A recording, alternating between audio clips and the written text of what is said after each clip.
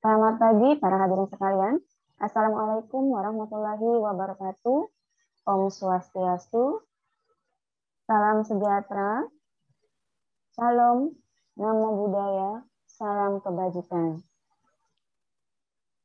Ya, jadi pada hari ini kita sesuai dengan jadwal ya akan mengikuti sosialisasi daring yang bertemakan kehamilan sehat saat pandemi COVID-19. Di mana sosialisasi daring ini didukung oleh LPPM atau Lembaga Penelitian dan Pengabdian Masyarakat Universitas Pendidikan Ganesha. Sebelum saya masuk ke acara inti, saya ingin mengingatkan kembali kepada para hadirin sekalian untuk melakukan presensi dan pretest terlebih dahulu. Panitia apakah sudah di-share linknya?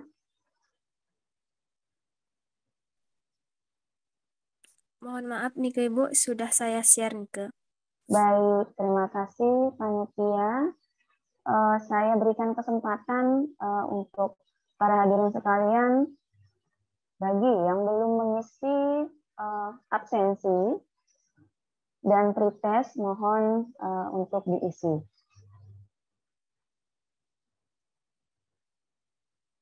Sembari itu saya ingin menjelaskan sedikit ya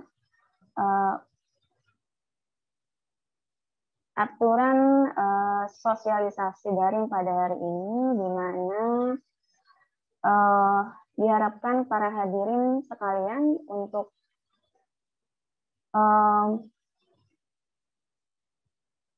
unmute mikrofonnya ya, supaya tidak mengganggu ataupun tidak ada suara lain yang masuk pada saat acara berlangsung.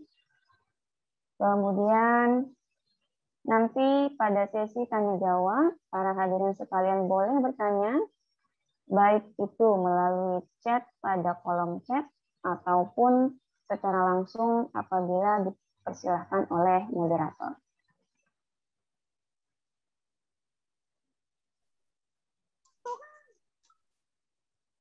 Ya, sambil menunggu mungkin ya, bagi yang belum melakukan presensi, silahkan dibuka link pada kolom chat. Mungkin panitia bisa share ulang ya. Barangkali ada hadirin yang baru join supaya terlihat.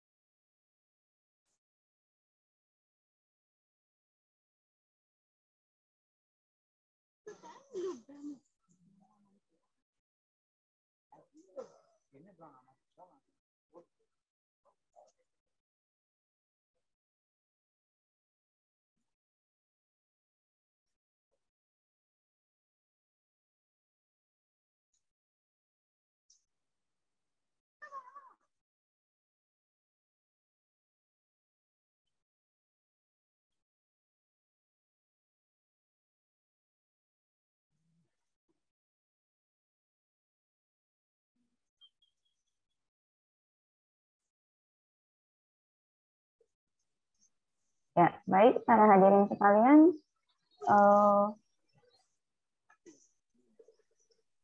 kita bisa langsung mulai ya untuk sosialisasi daring pada hari ini, di mana juga di tengah-tengah kita sudah hadir narasumber kita, Ibu Luh Ari Arini, SST Embiomed. Selamat pagi Bu Ari, bagaimana kabarnya? Selamat pagi Bu Anjar. Sejauh ini masih baik, tapi tetap Baik. PPKM ya. Betul sekali. Bagaimana kabar Surabaya? Apakah aman-aman saja? Surabayanya aman, tapi kayaknya yang panas. Iya, betul sekali. Semua Kepanasan rasanya, ya. iya. Oh, Semua rasanya seperti itu ya. Cuacanya juga seperti ini. panas, terus Iya, harus PPKM. betul sekali. Mau kemana-mana susah ya, Bu Ari ya. Ya, Sama berarti sama sama gue ya di saat Bali ini. juga ya, Bu Anjar ya. Iya, betul, Bu Ari. Saya sampai Baik. nggak bisa pulang ke Bali. Sama, saya sampai nggak bisa pulang kampung juga. Ya. Ya, baik. Mungkin sekali lagi saya mohonkan kepada para hadirin sekalian untuk unmute mikrofonnya.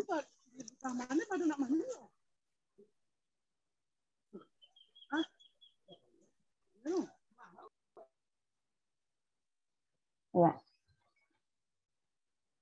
Baik, terima kasih atas partisipasinya, hadirin sekalian.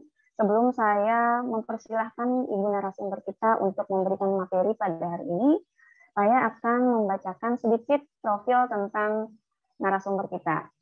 Ya, jadi narasumber kita ini adalah merupakan staf pengajar di program studi D3 Kebidanan, Fakultas Kedokteran Universitas Pendidikan Ganesha. Tergabung dalam organisasi Ikatan Bidan Indonesia Cabang Buleleng Kebidanan Indonesia. Dan saat ini tercatat sebagai mahasiswa aktif di program doktoral atau S3, program studi ilmu kedokteran, Fakultas Kedokteran Universitas Airlangga, dengan bidang ilmu biomedik, konsentrasi ilmu kesehatan atau ilmu kedokteran reproduksi. Baik, tanpa berlama-lama lagi, saya persilahkan dengan hormat Ibu Luh Ari Arini, SST Embiomed, untuk memaparkan materi terkait kehamilan sehat saat pandemi COVID-19. Waktu dan tempat. Ya, baik.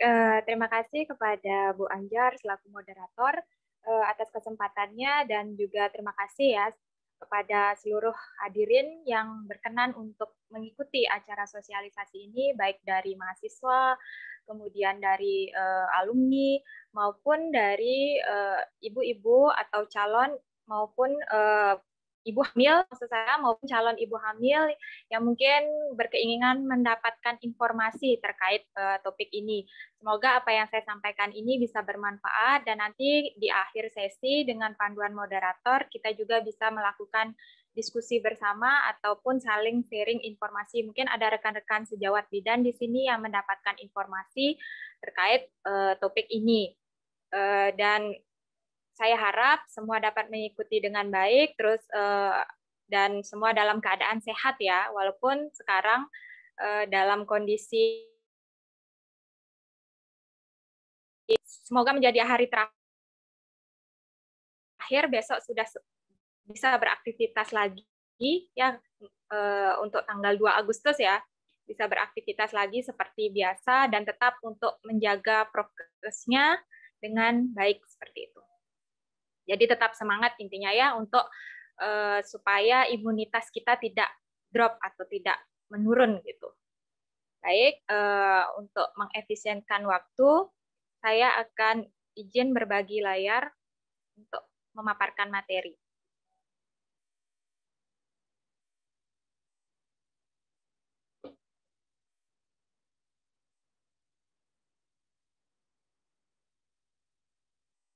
Apakah sudah terlihat, Bu Anjar?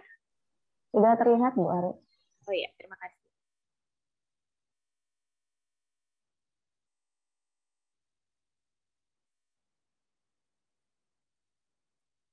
Ya, jadi pada kesempatan yang baik ini, walaupun kita masih dalam kondisi kritis ya, masih dalam pandemi COVID yang sudah berlangsung 1 tahun lebih, bahkan sudah ulang tahun ini COVID-nya. Ya, jadi semoga kita tetap masih semangat, terutama pada ibu hamil ataupun calon ibu hamil nih. Saya harap tetap semangat, jangan takut. Kalau kita tetap semangat, otomatis imun kita tetap terjaga ya, atau tetap bagus gitu ya. Jangan sampai imunnya itu drop seperti itu. Jadi sebelum kita membahas lebih lanjut, jadi kita ketahui bahwa COVID-19 itu itu singkatan dari coronavirus disease, di mana muncul awalnya di kota Wuhan, di daerah Wuhan di provinsi Tiongkok di Cina ya, di mana virus ini awalnya menyebar di daerah tersebut sebelum masuk ke Indonesia per Januari atau sampai per Maret kita dilakukan lockdown waktu itu di tahun 2020. Jadi kenapa ada 19 di akhir? Pastinya dia muncul di tahun 2019 di daerah Wuhan, Cina tersebut. Jadi penyebab dari virus ini yang dinamakan SARS-CoV-2 yang dulunya juga pernah menyebar atau merupakan pandemi itu juga di dunia ya, itu sama, itu virusnya virus SARS juga, tapi ini ada coronavirus 2-nya. Jadi seperti ada saya bayangkan adanya mutasi ya, dari dulu itu adanya SARS kemudian bermutasi menyebabkan SARS-CoV-2 ini yang mana sama-sama menyerang sistem pernapasan manusia. Jadi sehingga menyebabkan setiap orang yang memiliki gejala atau bergejala itu biasanya akan mengalami pertama sesak napas seperti itu. Jadi karena menyerang sistem pernapasan seperti itu untuk gejala yang lebih berat. Bahkan sekarang banyak orang yang tanpa bergejala seperti itu. Itu yang sangat ditakutkan. Ya, jadi untuk pada kehamilan sendiri untuk COVID-19 ini di mana pertama itu dilakukan penelitian bahwa dilakukan screening tahun 2020 ditemukan sekitar 215 ibu hamil itu untuk di New York sendiri ya. Ini untuk di luar negeri. Jadi di Indonesia nanti kita lihat seperti apa. Jadi dari data penelitian itu ditemukan sekitar 215 dengan asimptomatik di sini yang tanpa gejala itu sekitar 13,5% dan yang bergejala itu sekitar 1,9% seperti itu. Ini untuk kasus ibu hamil di tahun 2020 dari hasil penelitian. Ya, ini kelanjutannya ya, di mana untuk tadi di New York, sekarang yang di Wuhan-nya, di mana terdapat 71% atau 84 yang setelah dilakukan PCR, ya setelah dilakukan pemeriksaan didapatkan ini virus SARS-CoV ini yang kemudian ini diidentifikasi dari 118 wanita hamil. Jadi cukup tinggi ya wanita hamil yang mengalami atau terpapar virus ini. Ya, ini di Surabaya sendiri ini di tahun 2020 bahwa ditemukan kasus ya dari rumah sakit di Universitas Airlangga di mana sampai akhir Agustus 2020 didapatkan 62 kasus yang terkonfirmasi positif pada terkonfirmasi positif COVID-19 pada kehamilan, yang mana didapatkan terjadinya 6 kematian maternal. Nah, ini jangankan 6 ya, 1 aja kematian maternal itu sudah sangat bahaya itu ya, sudah ada alarm untuk terutama untuk tenaga kesehatan di sini. Apalagi ini sudah 6. Ya, ini untuk data terbaru COVID-19 pada ibu hamil, ini saya dapat dari berita CNN Indonesia, di mana didapatkan dari hasil perhitungan dari POGI, yang mana POGI itu merupakan Perkumpulan Obstetri dan Ginekologi Indonesia. Jadi persatuan dari dokter-dokter obgyn, didapatkan bahwa sebanyak 536 ibu hamil itu dinyatakan positif COVID-19. Kemudian selama ini terjadi selama tahun terakhir ya sampai tahun 2021. Jadi 3% dari ibu hamil tersebut meninggal dunia. Nah ini ya, jadi menurut dari Ketua POGI, ini bukan saya ya, Ari ini bukan saya ya, tapi ini Ketua POGI sendiri, itu mengatakan bahwa usia kandungan yang mendekati tanggal melahirkan itu membutuhkan layanan kesehatan. Karena sekitar 72% ya cukup sudah hampir 100% ini ya, sudah sangat besar sekali ini terpapar di usia kandungan 37 minggu. Jadi di usia akhir kehamilan. Ya, karena memang mungkin terlambat untuk diketahui. Jadi 51 dari 536 ibu hamil yang terkonfirmasi positif, di mana 19 orang itu ternyata tanpa gejala. Nah, ini yang bahaya sebenarnya, yang tanpa gejala. Karena dia tidak mengetahui bahwa dia sudah terpapar virusnya, tapi tetap biasa saja berinteraksi mungkin dengan keluarganya, dengan suami, atau dengan anaknya. Kemudian akhirnya tanpa tidak sadar ibu hamil tersebut akhirnya menularkan virus dan akhirnya tidak selesai ya, tidak putus mata rantainya.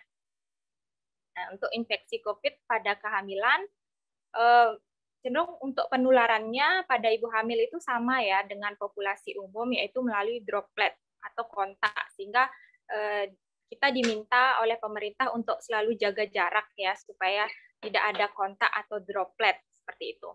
Tapi di varian yang baru ini kita tahu adalah varian Delta. Nah, itu varian Delta ini varian yang tersebar awalnya dari India. Jadi di sana dikatakan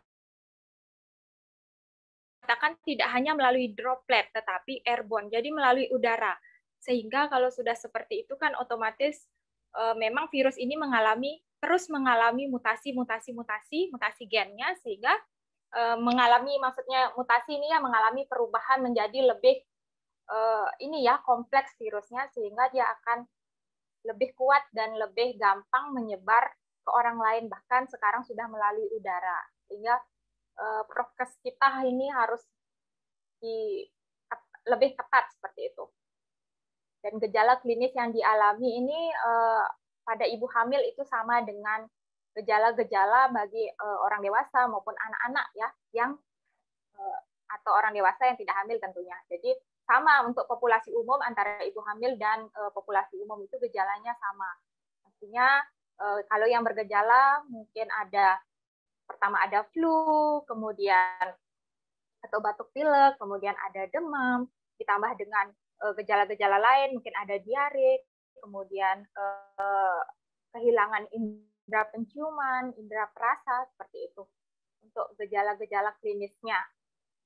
Tapi yang sekali lagi yang bahaya itu yang tanpa gejala ini.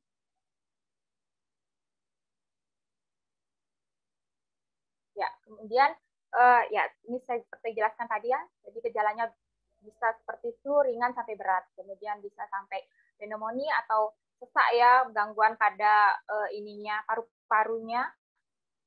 Ini bisa terjadi pada ibu hamil dengan usia yang tua. Jadi termasuk kehamilan risiko tinggi juga akan memperparah keadaan.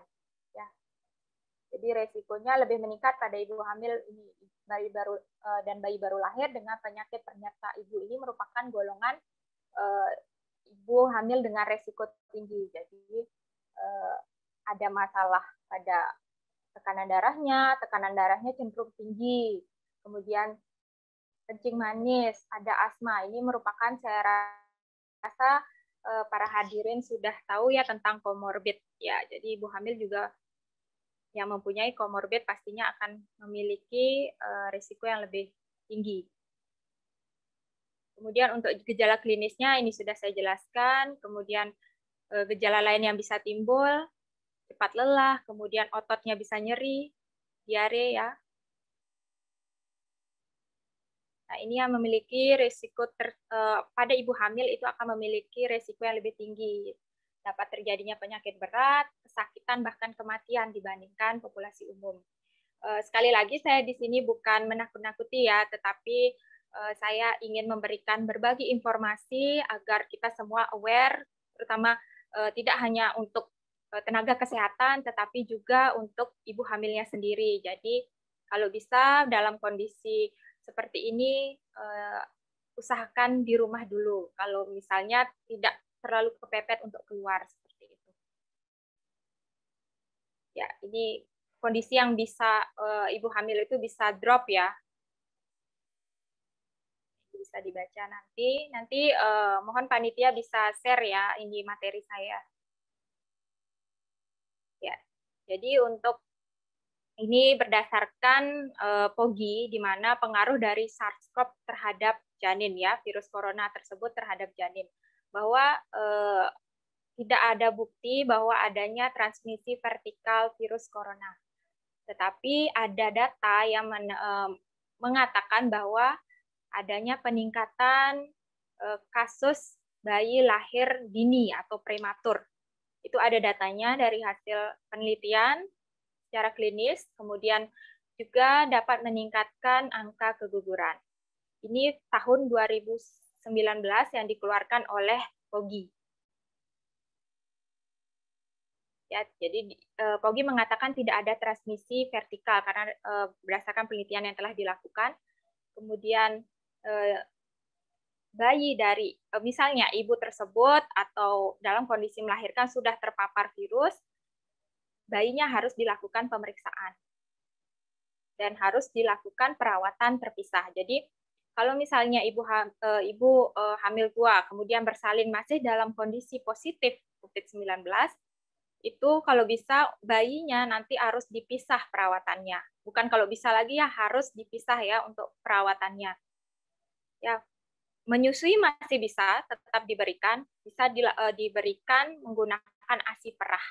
Seperti itu. Kalau misalnya tidak yakin memberikan secara langsung dengan prokes yang ketat, itu bisa dilakukan ASI perah gitu ya, memerah ASInya untuk diberikan. Ini harus dibatasi di mana perawatan ibu dan bayinya harus dipisahkan selama 14 hari paling tidak. Karena nah ini jadi ibu menyusui tidak usah takut ya tidak bisa memberikan ASInya karena tidak ada data atau tidak ada bukti penularan melalui air susu. Ya, jadi penularannya itu meningkat karena adanya kontak. Tapi di sini agak berbeda.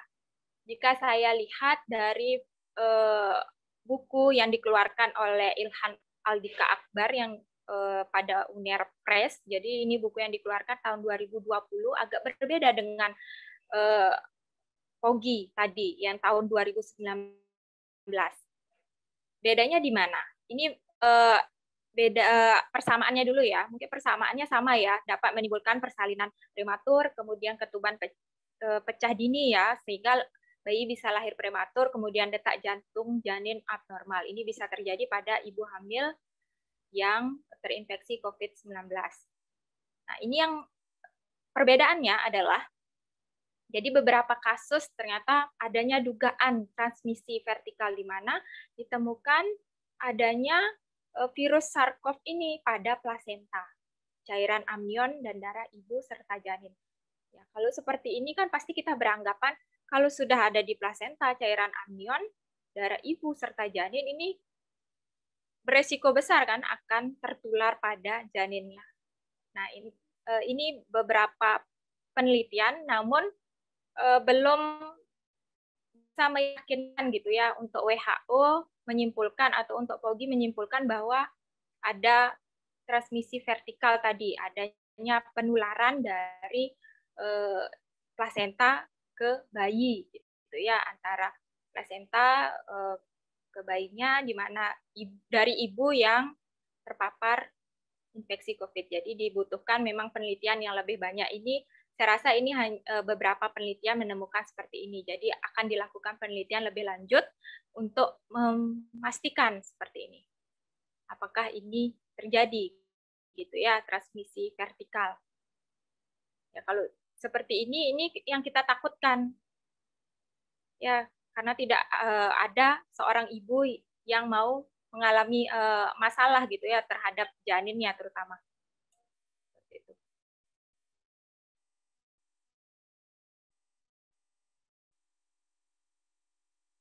Dan ini untuk kasus COVID-19.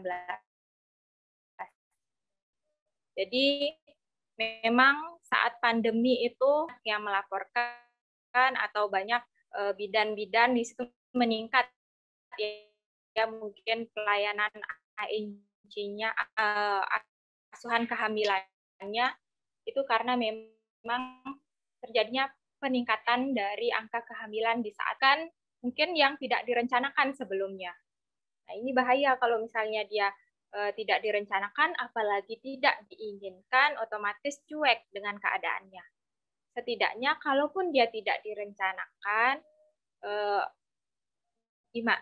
bagaimana peran kita sebagai, terutama mungkin di sini adik-adik mahasiswa, tenaga kesehatan, adik-adik mahasiswa ya nanti belajar juga ya sebagai terutama bidan nanti bagaimana memberikan edukasi ke masyarakat, bagaimana terutama ibu hamil, walaupun kehamilan itu tidak direncanakan, setidaknya diinginkan. Gitu ya. Kalau diinginkan pastinya dia mau menjaga kesehatannya dengan baik, gitu ya. Itu yang kami harapkan. Jadi memang bidan itu sebagai ujung tombak garda terdepan, terutama di saat pandemi ini, gitu, untuk menjaga kesehatan. Ya, jadi karena kehamilan meningkat, otomatis resiko bidan pun harus ekstra ya, harus menjaga ibu hamil itu tetap dalam kondisi yang sehat, jangan sampai menimbulkan kesakitan bahkan kematian. Dan sehingga kasus COVID-19 pada ibu hamil ini perlu dicegah atau diminimalisir, ya jangan sampai terlalu banyak gitu ya yang terpapar. Nah ini, jadi ibu hamil dan ibu menyusui itu rentan berbagai penyakit. Kenapa? Karena terjadinya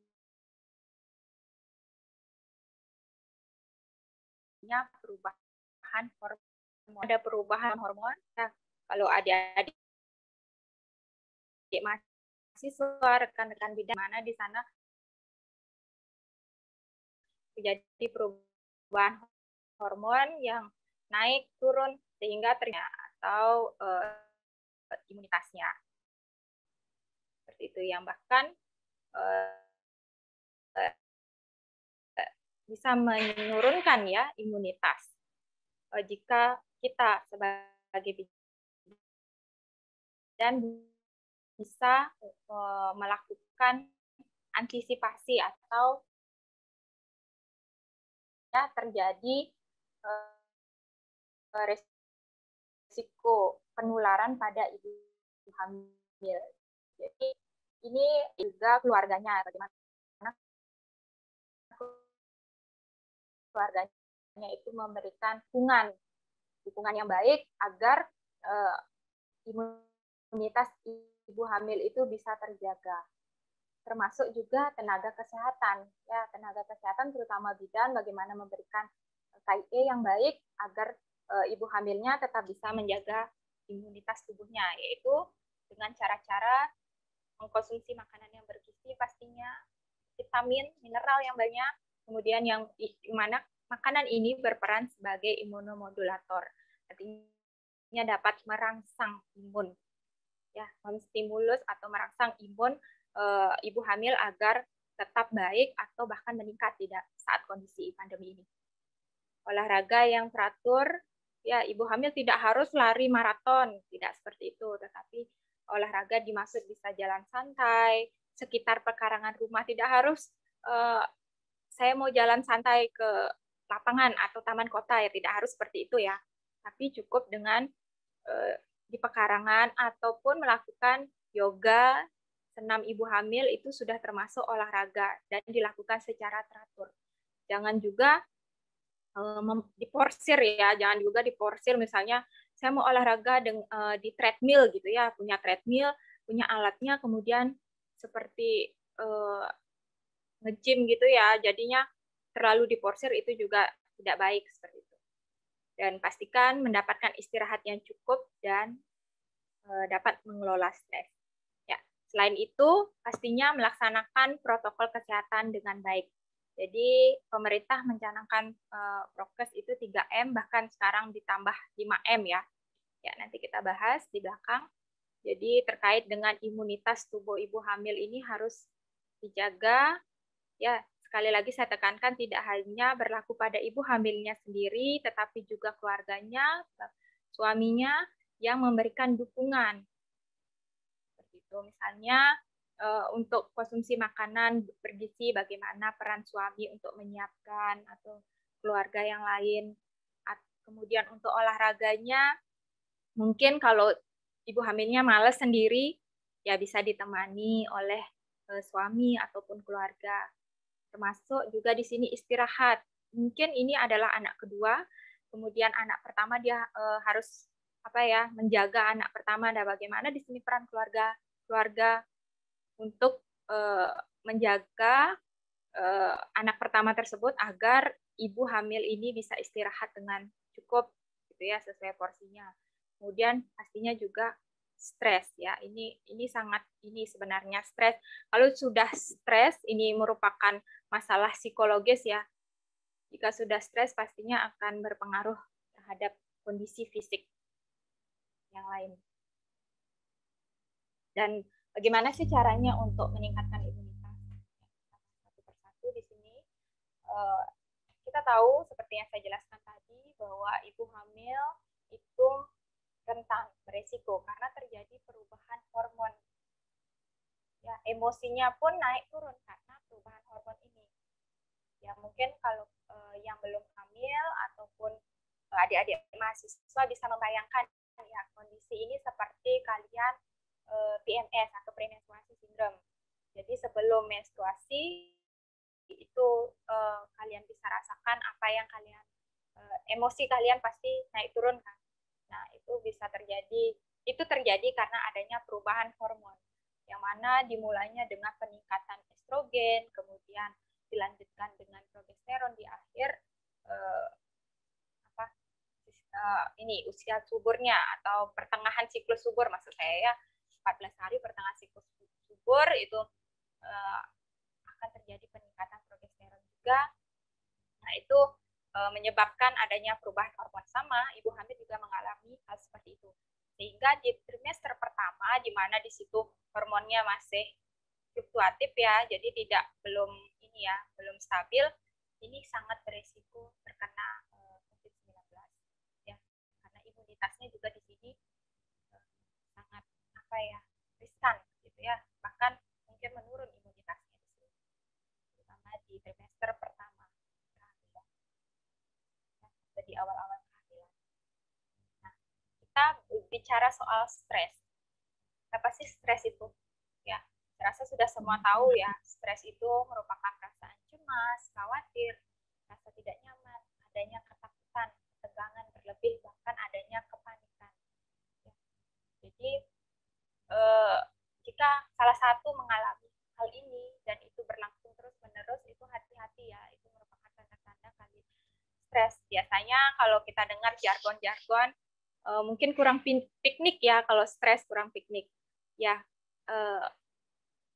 mau tidak mau kita saat ini memang belum bisa piknik mungkin ya, karena kondisi pandemi ini yang menyebabkan mungkin banyak orang yang mengalami stres gitu ya, karena biasa keluar rumah, kemudian biasa bersosialisasi sama orang, sekarang kita dibatasi. Tapi mau tidak mau kita harus melaksanakan anjuran pemerintah, anjuran WHO ya, supaya tetap kita terlindungi gitu ya, sehingga kita dibatasi untuk sosialisasinya. Jadi kan bisa dilakukan menggunakan media seperti itu, media elektronik gitu ya, untuk mengganti bagaimana ibu-ibu hamil biasanya ataupun orang-orang biasanya untuk ketemu dengan keluarga atau ketemu dengan teman-teman itu bisa dengan menggunakan media seperti itu ya. Jadi mau tidak mau itu kita harus laksanakan. Dan stres yang terjadi pada ibu hamil itu bisa terjadi karena kondisi kesehatan janin. Jadi terutama ibu hamil pertama kali ya, atau kita sebut primigravida, itu yang pertama kali hamil, di mana pastinya dalam kondisi pandemi ini pasti berpikir bagaimana nanti kondisi kesehatan janin saya. Nanti kalau saya tertular, bagaimana dengan janin saya? Nah, itu pasti ada dilema di situ. Itu harus terutama di sini peran tenaga kesehatan ya, dan peran keluarga terutama juga bisa memberikan edukasi, bisa memberikan pemahaman kepada ibu hamil. Jadi jangan terlalu overthinking istilahnya, jangan terlalu berpikiran berlebihan. Ya, malah itu yang akan menyebabkan imun itu bisa lemah atau bisa turun. Seperti itu. Dan perawatan kehamilan dan persalinan juga sama. Dia masih, terutama ibu hamil pertama kali itu pasti memikirkan bagaimana saya merawat kehamilan saya saat pandemi ini. Kemudian saat persalinan bagaimana. Adanya peran baru sebagai orang tua, ya sama tadi ya. Kemudian pasca persalinan, bagaimana nanti saya merawat bayi saya. Itu pasti yang ada di benak ibu hamil ketika baru pertama kali melahirkan.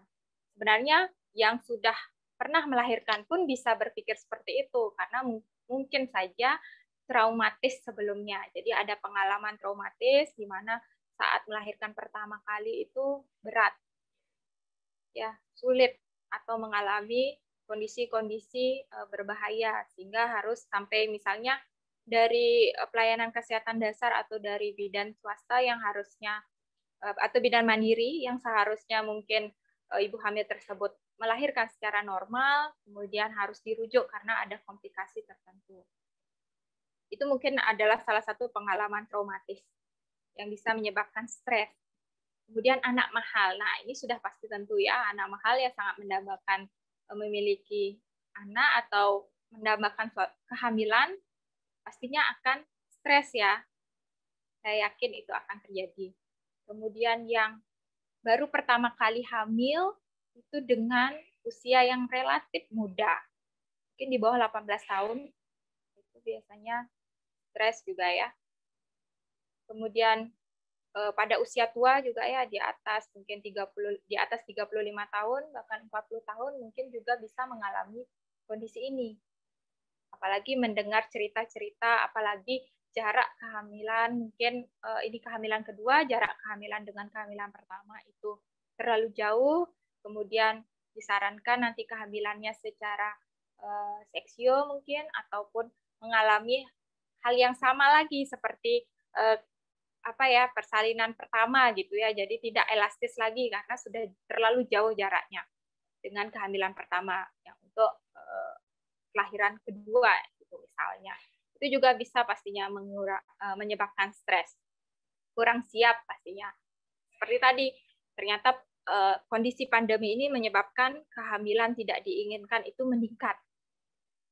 Ya, jadi bisa menyebabkan wanita itu tidak siap untuk hamil atau belum siap untuk hamil. Wanita karir pastinya ya. Jadi dia memikirkan bagaimana nanti pekerjaan saya, bagaimana saya mengurus bayi saya, nah seperti itu bisa menyebabkan stres juga. Terutama di masa pandemi, sudah stres tadi, ini bisa 5 poin ini bisa menyebabkan stres, ditambah sekarang pandemi. Karena pastinya takut tertular, sosial ekonomi. Nah, sosial ekonomi yang biasanya kita keluar rumah, ketemu orang, terus bekerja di luar rumah, sekarang harus duduk di depan laptop, ya, BDR ya, misalnya seperti itu. Jadi tetap bisa berinteraksi, tetapi tidak secara langsung. Nah, itu bisa menimbulkan stres juga.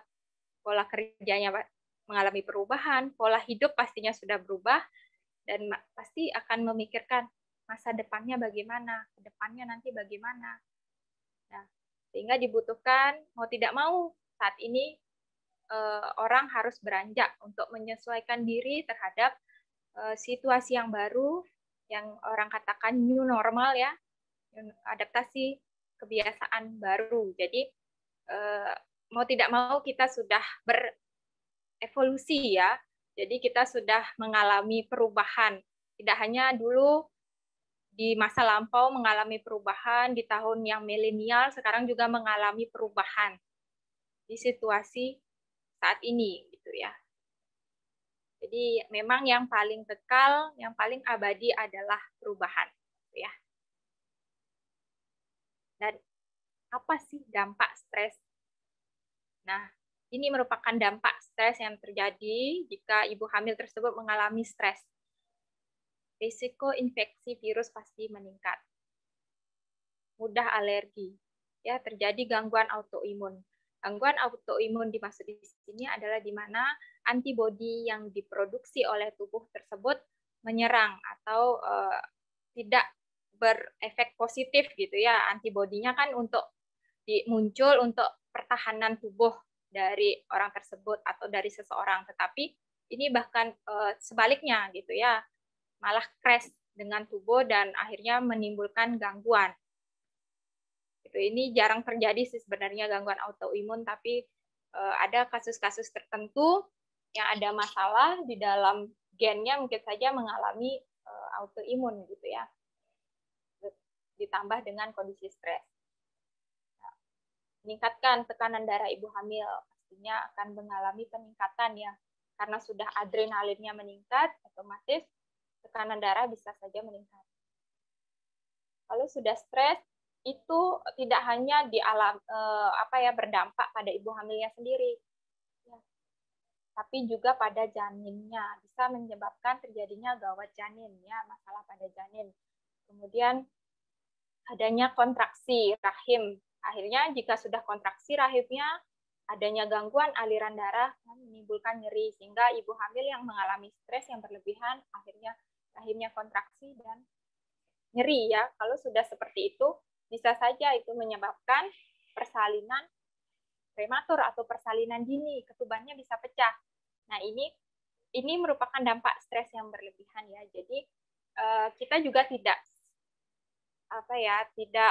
selalu mengkambing hitamkan COVID ya. COVID memang salah satu komplikasinya bisa menyebabkan kelahiran prematur atau ketuban pecah dini, terus akhirnya bayinya lahir dini gitu ya. Mungkin saja ini berawal dari kondisi stres dari ibu hamil tersebut. Mungkin dia sudah stres yang berlebihan, stresornya udah tinggi, ya akhirnya terjadilah ini kondisi ini gitu ya, karena sudah ada serangan panik, sehingga akan mempengaruhi kondisi bayinya. Jadi tetap kuncinya saat ini adalah tetap berpikiran positif, walaupun ibu hamil ataupun ibu-ibu calon ibu hamil mungkin yang terpapar COVID-19, yang terpapar. Mungkin ada yang belum ter-unmute ya. Agak ya. Saya lanjutkan. Jadi intinya kita semua ya, terutama ibu hamil harus menjaga imunitas tubuhnya dengan baik. Jadi tidak terlalu overthinking seperti saya katakan di awal, tidak selalu berpikiran yang sampai menyebabkan stres ini, karena selalu ingat bahwa stres yang dialami ibu hamil tidak hanya mengganggu ibu hamil itu sendiri, tetapi juga bayinya. Akhirnya nanti kalau efek ke bayinya bisa saja menurunkan sistem imun tubuh bayi itu sendiri. Seperti itu. Nah, ini mekanisme stres berkepanjangan ya. Mungkin ini nanti bisa dibaca ya, terutama adik-adik mahasiswa biar tahu bagaimana alurnya ya, kenapa bisa terjadi stres berpengaruh pada sistem kekebalan tubuh atau imun seseorang, di mana dari stres ini memang akan mempengaruhi otak ya, di hipotalamus itu di otak, nanti ini akan berpengaruh pada kelenjar-kelenjar di otak sampai masuk ke kelenjar adrenal. Ini ginjal ya, ginjal, kemudian di bagian atasnya ada kelenjar adrenal, ini dapat menghasilkan hormon namanya kortisol, adrenalin, dan satu lagi norepinefrin ya. Jadi hormon-hormon inilah pencetus atau yang bekerja dalam stres. Kita bayangkan kalau paparan stres ini atau stimulus ini berlebihan diterima oleh otak, otomatis hormon stres ini akan keluar berlebih. Kalau sudah keluar berlebih dan berkepanjangan tanpa ada istilahnya mekanisme coping atau mekanisme untuk mengelola stres tadi, kalau tetap terus keluar tanpa ada pengelolaan stres, akhirnya ini yang akan terjadi. Ya, selain itu banyak kondisi-kondisi yang akan terjadi juga, tapi kita fokuskan di sini pada penurunan kekebalan tubuh. Ya, apa sih imunitas itu? Jadi terkait dengan imunitas ya sama ya dengan kekebalan tubuh. Jadi sistem pertahanan terhadap suatu penyakit termasuk ini virus dari corona ini. Jadi imunitas itu di dalamnya terdapat antibodi. Nah, antibodi untuk pertahanan tubuh kita, di dalam tubuh kita itu sudah ada antibodi. Jadi adanya imunoglobulin A, G, E, dan M. Jadi A ini terdapat paling umum dan terdapat di dalam ASI gitu ya. Terdapat di dalam ASI, kemudian berperan dalam reaksi-reaksi alergi. Ini ada di dalam tubuh kita. Kemudian untuk G ini G dan M ini ya yang penting untuk pertahanan tubuh kita terhadap virus yang masuk. Jadi jika terpapar virus, yang berperan itu G dan M ini. Imunoglobulin G dan M. Sedangkan E itu untuk peradangan yang biasanya terdapat dalam darah. Ya. Kemudian yang berperan dalam imun seluler adalah namanya limfosit T dan limfosit B. Ini ya yang berperan dalam imun seluler. Kemudian kondisi ini, imun ini akan melemah atau akan menurun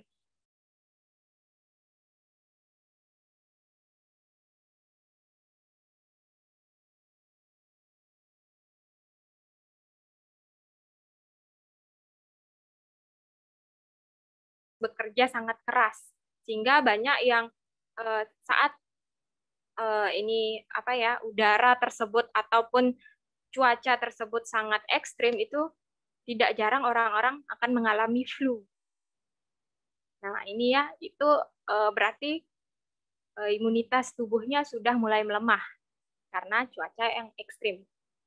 Gangguan autoimun tadi sudah saya jelaskan, jadi ini memang sangat jarang terjadi. Kalau sudah mengalami gangguan autoimun ini memang imunnya menurun ya, sudah pasti imunnya menurun dan memang mendapatkan terapi khusus untuk peningkatan imunnya. Tidak cukup kalau sudah autoimun tidak cukup dari makanan saja, jadi memang ada kasus-kasus tertentu yang harus ini ditanggulangi. Kemudian stres pastinya.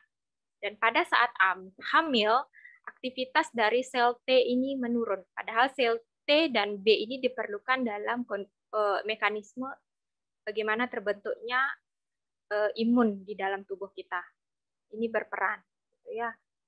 Berperan untuk anggap saja ini berperan untuk menangkal virus ataupun penyakit gitu ya yang masuk ke dalam tubuh. Sedangkan pada saat hamil ini menurun. Yang memang dalam kondisi tertentu ya, dia menurun itu. Kondisi apa saja? Nah, karena adanya perubahan sistem imun pada ibu hamil. Negatifnya, kenapa ini bisa terjadi? Ya, merupakan menurun karena bentuk penerimaan terhadap janin. Jadi, tubuh ibu hamil itu menyesuaikan diri ya dengan adanya janin, dengan adanya pembuahan di dalam rahimnya, penempelan janin di dalam di dalam rahimnya, sehingga ini bentuk penerimaannya akhirnya menyebabkan penurunan. Kemudian dia menurun dan bereaksi berbeda terhadap lingkungan. Dia memiliki reaksi berbeda karena perubahan hormon tadi. Hormonnya naik turun. Nah ini ya. Kemudian dia menurun juga, dia akan bekerja lebih keras dibandingkan keadaan tidak hamil. Sehingga emang sangat beresiko ya pada ibu hamil dan terpaparnya virus ini karena memang penurunan sistem imunnya. Dan respon imun akan menurun dia terhadap bakteri patogen. Ya. Jadi bakteri-bakteri yang masuk sehingga ibu hamil itu sebelum ada COVID pun ibu hamil kan rentan terkena flu, batuk pilek, ya itu karena memang respon imunnya yang menurun terhadap bakteri berbeda pada kondisi tidak hamil. Meningkat. Nah, di sini ada peningkatan. Ternyata ada 4 penurunan dan ada 3 peningkatan. Peningkatannya dia akan meningkat untuk memproduksi antibodi imunoglobulin G. Tadi sudah saya jelaskan, G ini berperan dalam pertahanan tubuh terhadap virus yang masuk. Yang mana ini akan meningkat dan diteruskan ke bayi melalui plasenta. Jadi untuk selain mengalami penurunan, sistem imun ibu juga mengalami peningkatan untuk bayinya, jadi imunoglobulin G ini. Kemudian mengalami peningkatan yang secara progresif ya selama hamil. Memang tujuannya terjadi peningkatan ini yang memang untuk ke bayinya seperti itu. Sehingga ditemukan juga adanya komponen imunoglobulin G pada janin dan neonatus. Jadi setelah lahir pun ditemukan imunoglobulin ini, imunoglobulin G, IgG yang mana memang diproduksi oleh ibunya sendiri saat hamil. Ya, kemudian bagaimana sih cara kita meningkatkan imun pada ibu hamil?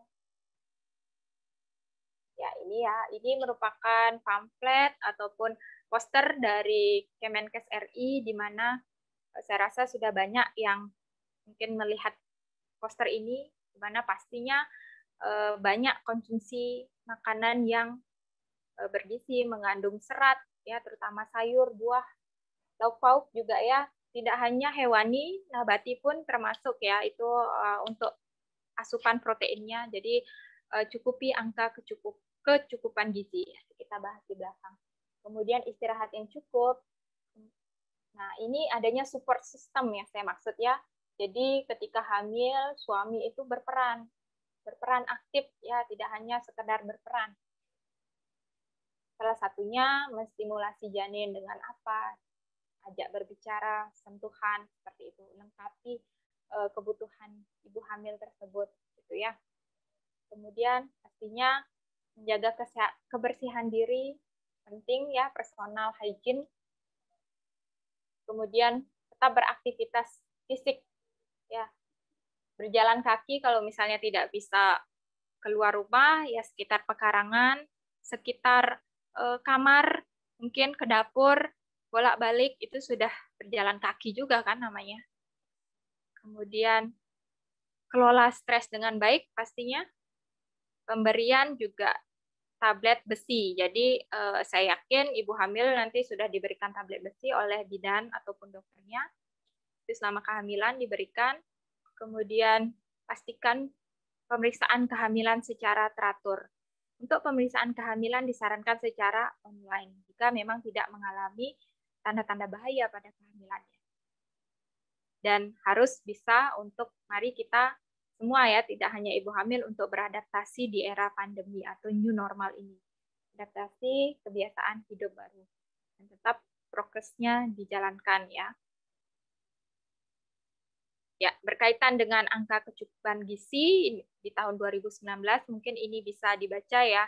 Jadi maksudnya di sini, kalau misalnya kelompok umur 19-29 tahun, ini merupakan angka kecukupan gizinya, yang 30-49 tahun sekian, jika hamil di trimester pertama, itu terjadi penambahan sekian, trimester kedua penambahan sekian, dan 3 penambahan sekian. Ini bisa dikira-kirakan, misalnya sebelum hamil, anggap saja sebelum hamil makan 2-3 porsi nasi misalnya ya, dengan lauk pauknya. Kemudian saat hamil bisa saja 3, 4, bahkan 5 porsi gitu ya. Yang penting tidak berlebihan. Pastikan kenaikan berat badan pada ibu hamil itu tidak lebih dari 16 kilo, bahkan ada literatur lain 17 kilo ya selama kehamilan, bukan selama trimester. Ya, jangan nanti selama trimester pertama kenaikan 16 kilo, itu udah tinggi sekali, ini hati-hati ya, jangan sampai ibu hamil mengalami obesitas. itu pastinya akan menurunkan imun juga, seperti itu. Ya, ini untuk mempermudah ya, bagaimana ini setara misalnya energi 180 kilokalori, protein sekian, lemak sekian, karbohidrat sekian, ininya setaranya ya, maksudnya kira-kiranya misalnya biskuit satu buah itu sekitar 10 gram. Seperti itu. Ya, jadi bisa dikira-kirakan. Ya, mungkin nanti ini bisa dibaca aja. Ya, ini saya tambahkan sedikit sayuran ya. Dari hasil penelitian yang saya baca, itu sayuran yang paling baik sebenarnya sayuran hidroponik. Mungkin para peserta di sini ada yang mengetahui tentang hidroponik itu merupakan sayuran yang ditumbuhkan dengan media air.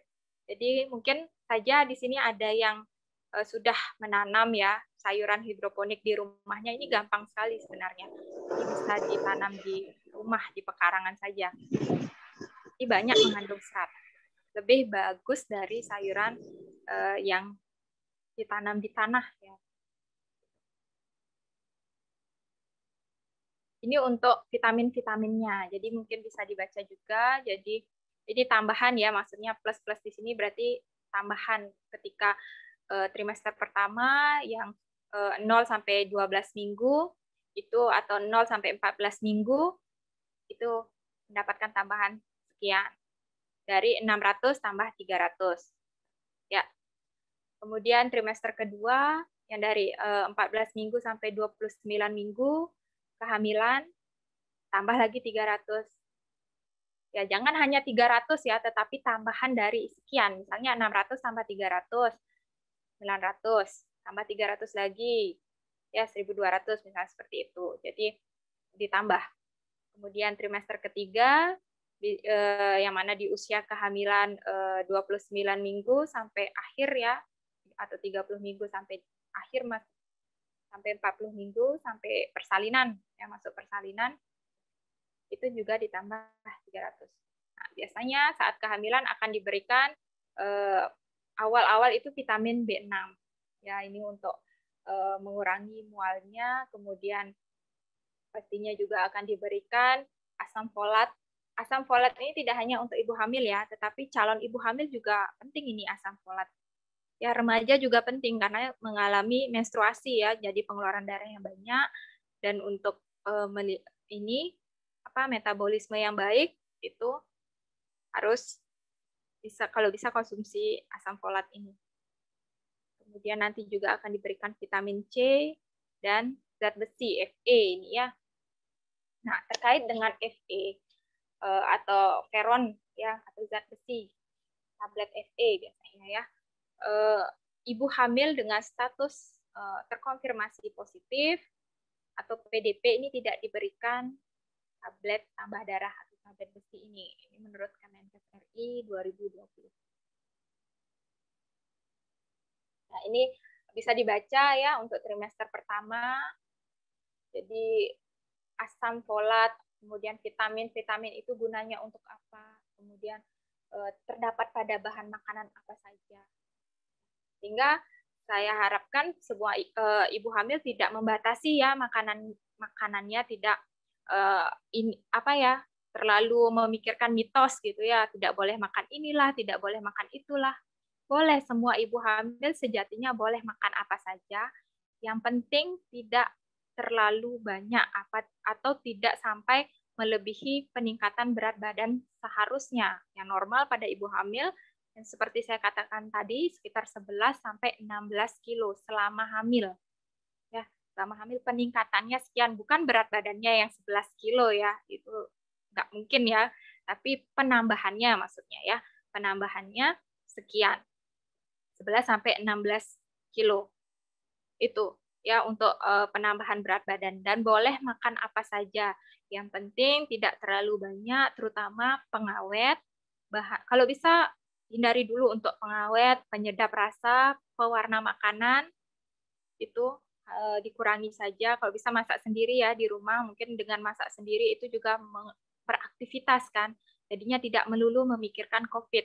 Jadi ada teralihkan memasak untuk diri sendiri, untuk suami, untuk keluarga seperti itu. Jadi tidak melulu memikirkan atau overthinking tadi yang saya katakan di awal. Jadi kurangi itu tadi ya, makanan dengan penyedap, kemudian pewarna makanan, kemudian yang beralkohol seperti itu. Tapi kalau misalnya beralkohol dari misalnya apakah boleh makan nangka misalnya seperti itu atau nanas, boleh saja, tidak masalah ya. Jangan percaya mitos bahwa nanas bisa menyebabkan keguguran. Padahal di dalam nanas itu tinggi kandungan vitamin C-nya. Mungkin kalau berlebihan tidak boleh itu karena bisa menyebabkan asam lambung meningkat, bisa nyeri ulu hati karena memang vit C-nya banyak sekali vitamin C-nya dan bisa menimbulkan alergi gitu ya. Tapi untuk menyebabkan keguguran itu hanya mitos. Jadi semua makanan itu bagus, apalagi yang alami. Dan untuk meningkatkan imunitas, ini aktivitas fisik yang bisa dilakukan. Ya, jika tidak bisa berjalan di taman ataupun di luar rumah, bisa melakukan yoga, senam ibu hamil. Ini peregangan-peregangan ringan. Banyak sudah ada tutorial-tutorial yoga, senam ibu hamil yang ada di web ya, website yang ada di YouTube. Itu bisa dipraktekkan. Pastikan istirahat yang cukup. Jadi jangan begadang ya, nanti jangankan ibu hamil yang memang beresiko ya, yang orang tidak hamil saja kalau misalnya sering begadang kan imunnya akan turun karena kelelahan. Nah, ini cara mengelola stres. Jadi perbanyak ibadah. Nah, kurangi medsos ya. Apalagi yang isinya negatif, berita-berita hoax itu ya, terutama tentang vaksin, yang ibu hamil tidak boleh vaksin karena akan menghambat pertumbuhan janin. Nah, itu jangan dipercaya ya, itu hoax. Baca berita yang benar, kalau sudah hoax ya tutup. Kalau sudah tidak, misalnya mendapatkan SMS, ya seperti SMS mama minta pulsa itu ya, misalnya mendapatkan SMS bahwa vaksin tidak baik untuk ibu hamil karena ini. Itu ditutup aja gitu ya, situs-situs seperti itu. Jadi tidak usah dipercaya. Ya, dengarkan saran pemerintah WHO ya yang sudah memberikan kita bantuan ya, seperti misalnya vaksinasi tadi. Ya, ini support system dari suaminya, bagaimana suaminya berperan aktif. Berpikiran positif pastinya, jangan overthinking. Berbanyak relaksasi ya, mungkin dengan memasak, membuat kue gitu ya untuk ibu hamil, terutama supaya tidak stres gitu. Ya, ini me time. Setiap orang pasti butuh me time ya, waktunya sendiri. Misalnya ibu hamil hobinya membaca atau hobinya mungkin nonton drakor. Nah, itu tonton aja gitu ya. Karena setiap orang itu butuh me time. Ya, kalau misalnya untuk mengembangkan hobi-hobi yang bermanfaat seperti tadi, membuat kue. Siapa tahu bisa dijual online kuenya, atau masakannya bisa dijual online. Seperti itu. Itu kan bermanfaat sekali. Seperti itu. Atau berjualan online. Ya. Ini untuk menerapkan mekanisme coping dengan baik ya. Mekanisme coping ini sama ya, tadi mengelola stres dengan baik, pola pikir yang positif, nutrisi yang seimbang sesuai dengan angka kecukupan gizi tadi, ya, yoga, kelas hamil maupun senam hamil ini bisa dilakukan. Ya, jadi untuk meningkatkan kesenangan atau meningkatkan hormon senang. Jadi di dalam tubuh kita sebenarnya ada hormon senang ya, tidak hanya hormon untuk reproduksi seperti estrogen, progesteron saja, tetapi juga ada endorfin, ada serotonin, itu yang menimbulkan rasa senang. Bagaimana caranya mengeluarkan hormon tersebut? Ya, lakukan hobi-hobi sesuai sesuai dengan keinginan kita. Ya, hobi yang bermanfaat, ya seperti tadi memasak misalnya. Kemudian, nah ini untuk terapinya seperti terapi musik memang sudah ada penelitian ya. Terapi musik itu bisa meningkatkan hormon kesenangan itu, jadi menyebabkan kalau sudah senang pasti tenang ya, jadi meningkatkan relaksasi pikiran. Bisa dengan aromaterapi, ini dari hasil penelitian memang sudah terbukti, relaksasi dengan istirahat. Tidak harus tidur-tidur saja ya ibu hamil ya, tetapi maksudnya di sini istirahat yang cukup gitu ya. Kalau sudah merasa tidur-tidur aja, ya lakukan aktivitas lain di dalam rumah. Support system. Nah, ini hobi ya, bisa saja menulis buku harian, curhat, bisa dibaca.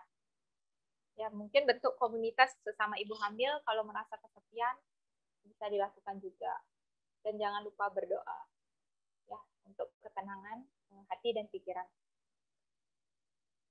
Dan ini terkait sebentar ya.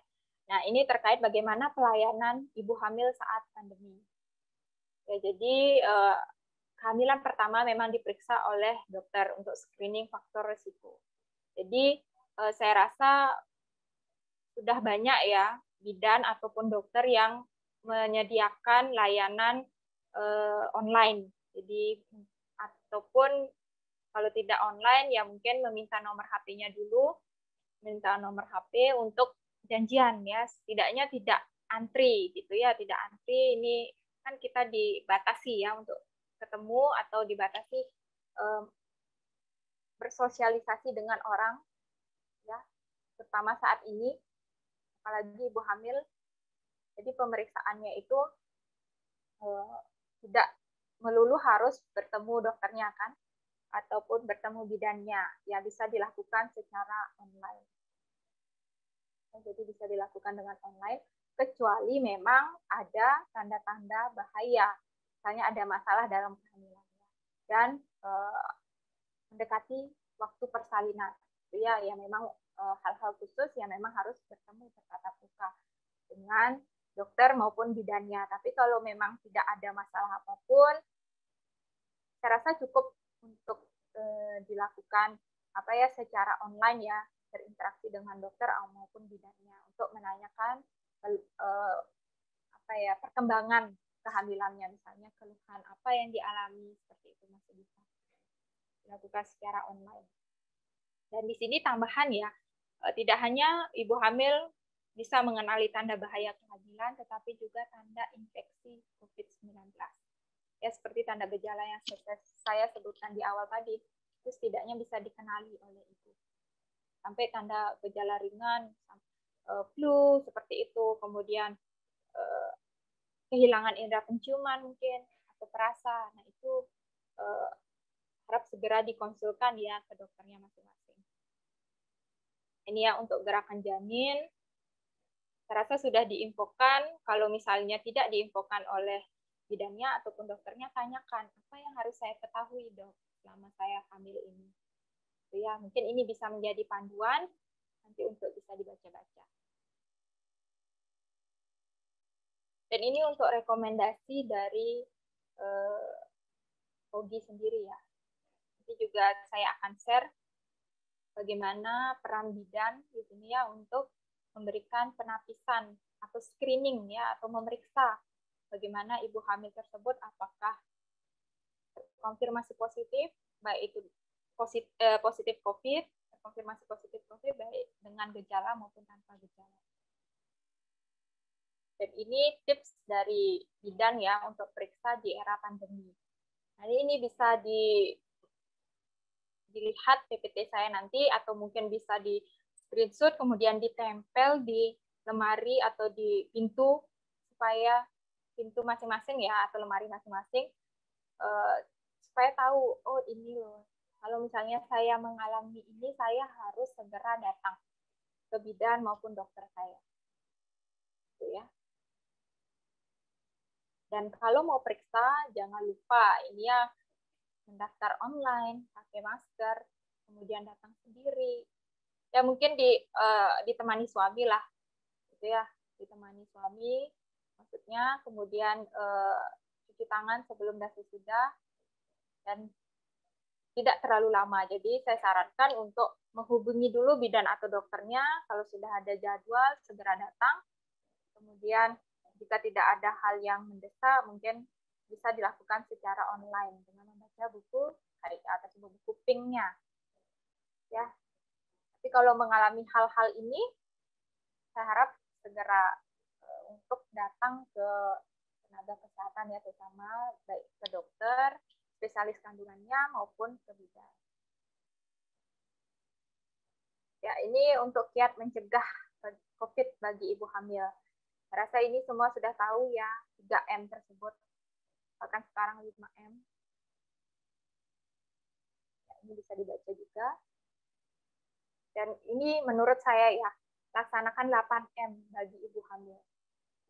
Ya, kalau pemerintah sekarang kan 5M ya, sampai membatasi mobilitas dan interaksi. Kalau saya, ini ditambah lagi 3, seperti itu. Ini harap diingat-ingat, tetap mencuci tangan dengan sabun dan air mengalir, menjaga jarak aman kurang lebih 1 meter, memakai masker. Nah, maskernya ganda sekarang. Tidak hanya masker medis saja, tetapi ditambah dengan masker kain. Karena sekarang varian virusnya sudah berbeda. Menjauhi kerumunan, membatasi mobilitas dan interaksi, ya, artinya mengkonsumsi makanan bergizi, melakukan konsultasi kehamilan rutin secara online. Jika ada masalah segera datang ke tenaga kesehatan dan melakukan vaksinasi. Nah, ini sekarang menjadi perdebatan terutama di Indonesia ya. Apakah ibu hamil, terutama pada ibu hamil nih, apakah ibu hamil boleh vaksin, aman nggak dilakukan vaksin, seperti itu. Ini banyak sekali perdebatan. Kalau saya baca di situs-situs dan saya akan mencari ya penelitian, kalau di daerah luar itu, di luar negeri maksud saya, itu tidak ada pembatasan ya. Jadi ibu menyusui ya sama dilakukan vaksinasi seperti populasi umum. Mungkin agak berbeda kalau di Indonesia ada lini instansi yang memberikan, ada juga yang belum memberikan. Mungkin kita memang lebih berhati-hati ya, seperti itu. Jadi berbeda dengan di luar. Ya, terkait vaksinasi. Nah, ini terkait vaksinasi sendiri. Jadi ini tadi ya Ketua POGI ya, Dr. Arifah Januarto ini itu memberikan keterangan bahwa ibu hamil itu wajib divaksin ya. Apalagi sekarang ada varian Delta. Ini varian baru. Ini lebih rentan dan lebih cepat dapat menularkan. Seperti kita tahu berita di India itu ya secara drastis itu per hari bisa berpuluh-puluh orang meninggal dunia karena varian ini. Ya, jadi dia bermutasi virusnya.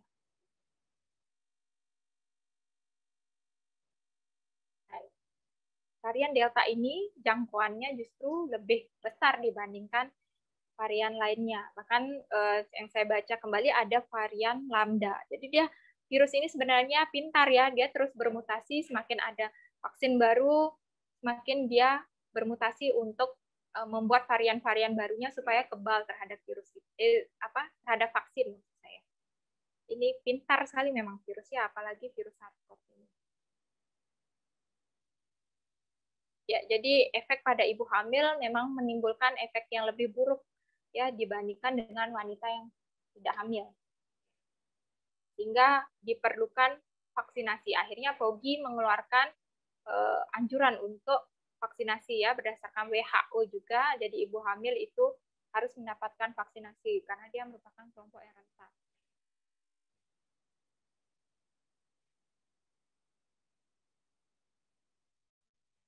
Akhirnya sudah direkomendasikan oleh POGI. Ya, ini bisa dibaca nanti. Ya, jadi ibu hamil yang direkomendasikan adalah ibu hamil usia di atas 35 tahun. Ya, ini yang direkomendasikan pertama ya. Mungkin nanti yang berikutnya itu yang di bawah 35 tahun pun sudah boleh vaksin sebenarnya kalau di luar negeri ya. Jadi tidak ada pembatasan. Tapi di sini yang dikeluarkan POGI masih seperti ini. Kalau dari informasi yang saya dapatkan. Jadi ini bisa dibaca ya, terutama yang diberikan pada usia di atas 35 tahun, memiliki body mass index, body mass index atau indeks massa tubuh ya, di mana didapatkan dari berat badan dibagi tinggi badan dalam tinggi badan dalam meter ya, kemudian dikuadratkan untuk mendapatkan BMI sekian. Nah, kalau misalnya BMI di atas 30 saja sudah tergolong obesitas.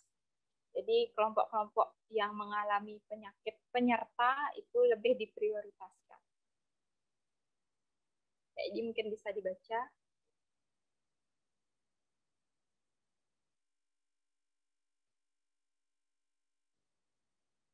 Ya, jadi jangan khawatir, jangan takut, jangan percaya hoax kalau vaksin pada ibu hamil tidak boleh.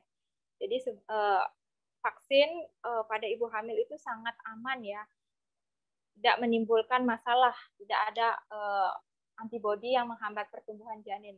Itu sudah dilakukan penelitian bahwa tidak ada antibodi yang namanya sinsitin. Nah, ini antibodi yang dapat menghambat pertumbuhan janin. Jadi tidak ditemukan itu di dalam tubuh ibu hamil yang divaksin.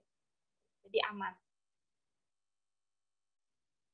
Nanti bisa dibaca ini ya. Kalau mungkin ada yang tidak mengerti dengan pembahasan di sini, mungkin bisa lewat grup ya, lewat chat di grup yang kami sediakan, yang panitia sediakan ya. Jadi untuk mempersingkat waktu cepat saja. Nah, ini untuk panduan teknis pada ibu hamil, ini dari POGI. Jadi semua ibu hamil menurut POGI bisa divaksin, tapi diutamakan dulu pada yang tenaga kesehatan, ibu hamil yang beresiko tinggi. Misalnya dia mengalami penyakit-penyakit penyerta atau pernah riwayat obstetri buruk atau riwayat kehamilan sulit.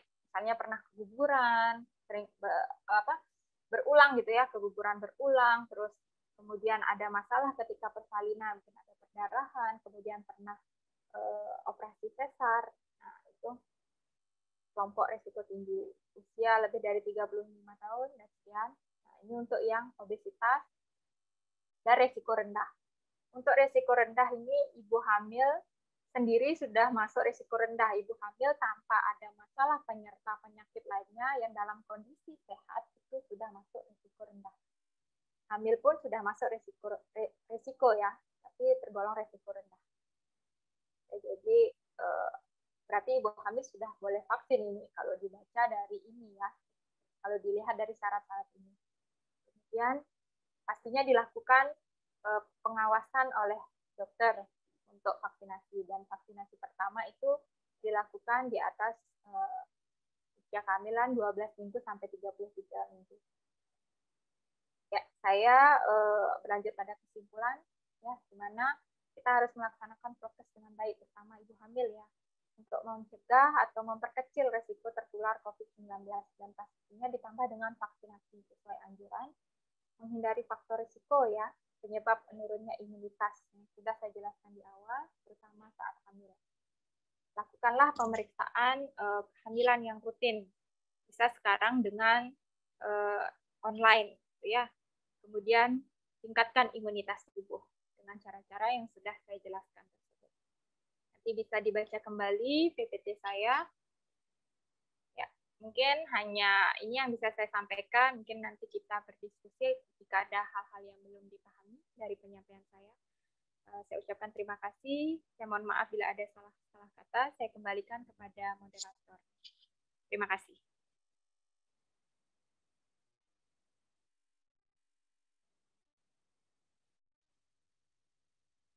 Baik, saya kembalikan kepada moderator, Ibu Anjar.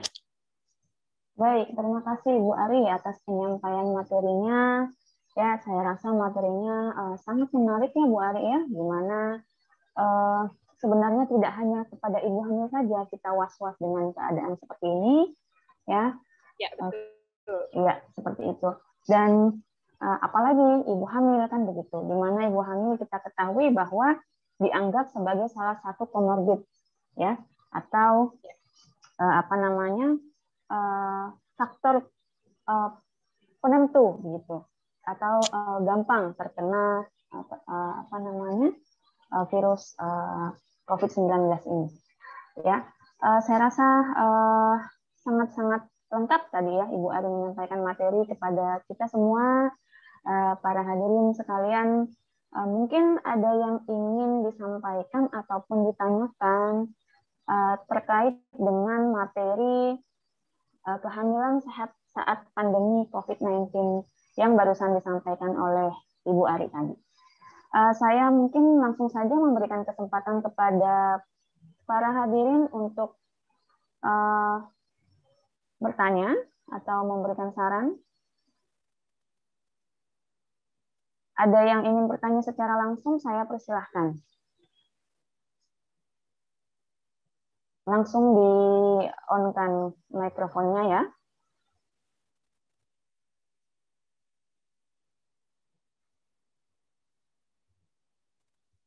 Oh ya, sambil menunggu pertanyaan langsung, Ibu Ari, saya lihat di kolom chat ini ya. Ya. Mana dia? Ada yang bertanya. Oh ini atas nama Diva Aprilia. Kalau tidak salah ini mahasiswa kita ya Ibu Ari ya. Ya. Mohon izin bertanya Ibu, apakah benar dalam proses persalinan akan lebih aman melalui operasi sesar dibandingkan persalinan normal? Mungkin itu dulu Bu Ari ya, kita keep langsung dijawab supaya nanti nggak kelupaan ya. Silakan Bu Ari. Ya, baik, terima kasih ya. Ini pertanyaan yang cukup bagus. Saya senang sekali ya ada pertanyaan, berarti ada interaksi gitu ya. Ada didengarkan berarti saya tadi berbicara. Jadi terkait dengan persalinan sesar ya. Jadi untuk persalinan sesar setahu saya dan dari apa yang saya pernah baca dan dari POGI juga, jadi untuk bersalin secara sesar itu harus ada komplikasi kebidanan, gitu ya, harus ada masalah-masalah terkait dengan kehamilan dari ibu hamil tersebut. Misalnya dia mengalami gawat janin ataupun dengan masalah plasenta atau ari-ari yang menutupi jalan lahir seperti itu, atau mungkin riwayat sebelumnya pernah SC, jadi tidak bisa dilakukan persalinan normal. Kalau untuk masalah ini ya kalau untuk masalah yang menderita atau yang ibu hamil yang terpapar virus COVID-19, virus corona ini, itu tidak harus dilakukan seksio. Jadi aman atau tidaknya itu tidak harus gitu ya, maksudnya ya. Jadi bukan persalinan akan lebih aman dengan SC, bahkan dengan normal pun aman. Yang penting melakukan prokes atau standar operasional prosedur mungkin ya, dengan penggunaan APD lengkap, itu saya rasa bisa dilakukan persalinan normal kalau tidak ada indikasi melakukan seksio dari kondisi kehamilannya gitu. Jadi pastikan melakukan persalinan normal itu bisa dilakukan dengan penggunaan APD yang lengkap dari ininya ya, tenaga kesehatannya. Kemudian bahkan di luar negeri pun itu ada penggunaan chamber. Jadi seperti kalau misalnya kita lihat mungkin peserta mungkin pernah ke mall gitu ya, ke supermarket, terus itu masuk ke dalam kotak itu untuk apa screening ataupun untuk ini untuk menangkal atau apa ya, untuk istilahnya pemeriksaan gitu ya, pemeriksaan ataupun untuk mendeteksi serta untuk memberikan cairan-cairan untuk kebersihan itu ya, disinfektan itu yang cocok untuk tubuh. Nah, itu seperti kotak itu ya. Jadi di luar negeri pun itu bisa dilakukan pada proses persalinan normal. Jadi dimasukkan ke dalam chamber, jadi bisa ditolong secara normal. Jadi tidak ada indikasi untuk menolong secara seksio kalau misalnya tidak ada masalah pada kehamilannya. Karena jika nanti dipaksakan melakukan seksio karena kita takut ya kontak dengan, karena kita tahu oh dengan kontak nanti dengan bayinya bisa saja bayinya tertular. Karena belum tentu seperti itu mekanismenya ya, kalau misalnya prokesnya bagus. Nanti misalnya kalau misalnya dipaksakan ya ibunya tidak ada masalah apapun, dilakukan seksio. Kemudian kondisinya drop. Nah, itu malah memperburuk. Bisa saja akhirnya imunitas turun dan dia mengalami infeksi. Seperti itu. Itu yang ditakutkan. Jadi efeknya akan lebih besar ya, efek negatifnya seperti itu. Kecuali memang dia ada masalah dalam kehamilannya. Seperti tadi, kehamilan resiko tinggi mungkin terus mengalami komplikasi dan harus SC, itu lain cerita. Seperti itu. Mungkin hanya itu, banyak. Ya, baik Bu Ari ya. Jadi Diva ya, Aprilia sudah sangat jelas tadi Bu Ari menjelaskan bahwa persalinan itu tidak dikatakan aman atau lebih aman SC daripada normal ya. Jadi dilihat dulu indikasinya apa ya. Dimana kita ketahui ya indikasi SC itu adalah dilihat dari kondisi kehamilan, bukan daripada yang lain ya, seperti itu. Kemudian ini ada lagi Bu Ari, cukup banyak ya. Saya harus tapi tadi semangat membaca ya semua. dari atas ya. Dari Desa Putu Setiawati, izin bertanya Bu, mengenai mitos tentang mengkonsumsi buah nanas saat hamil. Bagaimana cara menginformasikan ke masyarakat bahwa mengkonsumsi buah nanas saat hamil itu baik bagi bayi dan upaya kondisi ekonomi di keluarga kurang saat dimana kehamilan menunjukkan rasa cemas. Oh ya, maksudnya bagaimana caranya memberikan edukasi begitu Bu Ari kepada masyarakat ataupun kepada ibu, calon ibu hamil ataupun ibu hamil bahwa nanas itu sebenarnya bukan bukan membuat keguguran begitu, tetapi bagus karena vitaminnya tinggi. Dan upaya apa yang dilakukan pada keluarga dengan kondisi ekonomi di bawah seperti itu, di mana masa kehamilan itu kan butuh nutrisi yang banyak ya, yang tinggi, di mana juga membutuhkan biaya. Mungkin seperti itu Bu Ari. Silahkan Bu Ari tanggapi. Ya, baik. Terima kasih. Jadi untuk mengkonsumsi nanas sendiri ya, yang kita percaya bahwa banyak mitos yang berkembang di masyarakat bahwa takut makan nanas, takut konsumsi nanas nanti bisa terjadi hal-hal yang tidak diinginkan.